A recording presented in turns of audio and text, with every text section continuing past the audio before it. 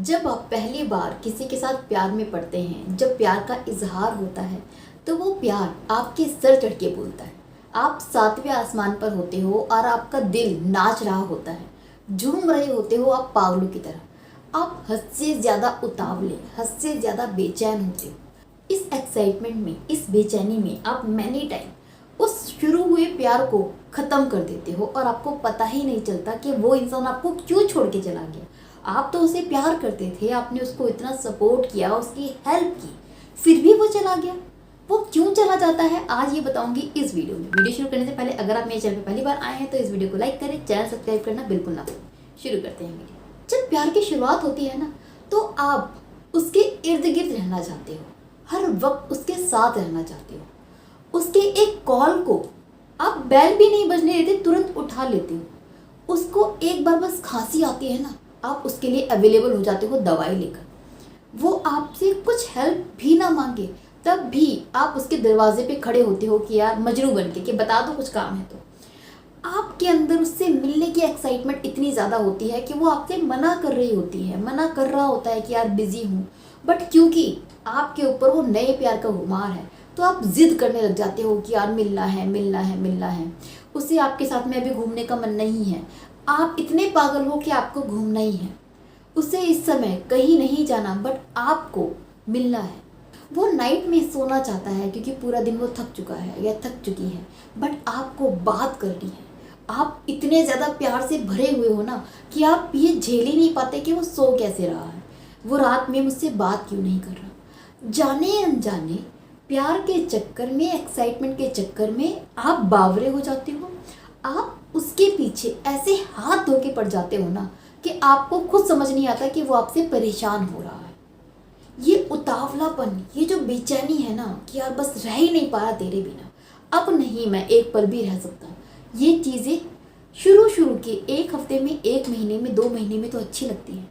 उसके बाद ये चीज़ें इरिटेटिंग हो जाती हैं, ये चीज़ें परेशान करने लगती हैं सामने वाले को। जो उतावलापन, जो एक्साइटमेंट आपके सर पे है वो सामने वाले पर भी हो, ये ज़रूरी नहीं है।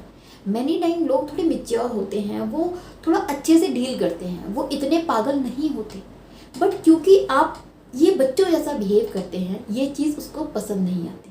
शुरू में ही आप इस तरीके का बिहेव दिखा देते हो कि वो इंसान आपसे खुश नहीं है, वो आपको चेपू समझता है, वो आपसे इरिटेट हो रहा है, वो आपसे परेशान हो रहा है। उसको ऐसा लग रहा है कि यार ये बंदा तो कुछ समझता ही नहीं है, ये तो चेपी हो गया है, ये तो मुझे कुछ करने ही नहीं देता, अब मैं कहाँ जाऊँ, कैसे छुटकारा पाऊँ। उस इंसान के दिल में ये चीज़ें आने लगती हैं आपके इस बिहेवियर की वजह से, आपकी इस एक्साइटमेंट की वजह से, आपके इस उतावलेपन की वजह से।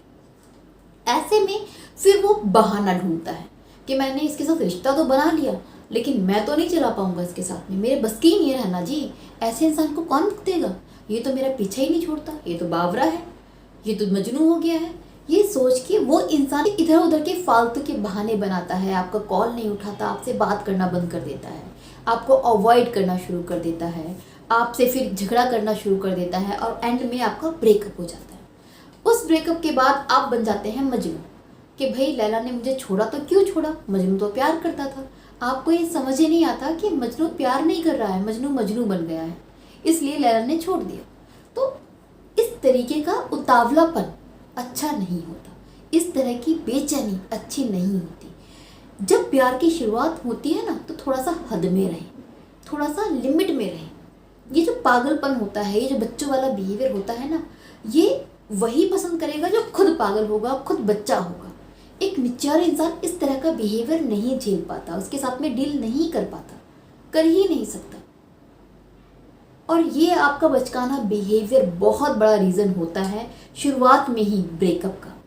तो इस बिहेवियर को आप सुधारें। अगर आप किसी के साथ रिश्ते में हैं तो अभी से ही संभल जाएं, या फिर अगर फ्यूचर में आप किसी के साथ रिश्ते में आते हैं तो ध्यान रखें, इस तरह की बेचैनी मत दिखाना। बट इसका मतलब ये नहीं है कि आप उसको अवॉइड करें, उसका कॉल ना उठाएं, नहीं। बैलेंस करना सीखिए ना, बैलेंस बनाना ज़रूरी होता है ना। उस इंसान को ये भी पता होना चाहिए कि आप उसको कितना प्यार करते हैं, कितनी केयर करते हैं, उसकी एक आवाज़ पे खड़े हुए हैं। बट उसे ये भी फील होना चाहिए कि आप उसको स्पेस देते हैं, आप उसके पीछे पागल नहीं हैं। ये भी उसको पता होना चाहिए, तभी आपकी रिस्पेक्ट होगी, तभी आपका रिश्ता बचा रहेगा और अच्छे से चल पाएगा। वो इंसान आपसे मिलना चाहता है या नहीं मिलना चाहता है, अपनी मत चलाइए, उसकी बात समझने की कोशिश कीजिए, उसके दिल में क्या है वो समझने की कोशिश कीजिए। अपनी बात मनवाना कोई समझदारी नहीं होती, अपने मन की बात करवाना कोई समझदारी नहीं होती। इस चीज़ को बैलेंस करके चलना ही पड़ेगा अगर आप किसी के साथ में फ्यूचर देख रहे हैं, अपना रिश्ता देख रहे हैं, शादी करना चाहते हैं तो।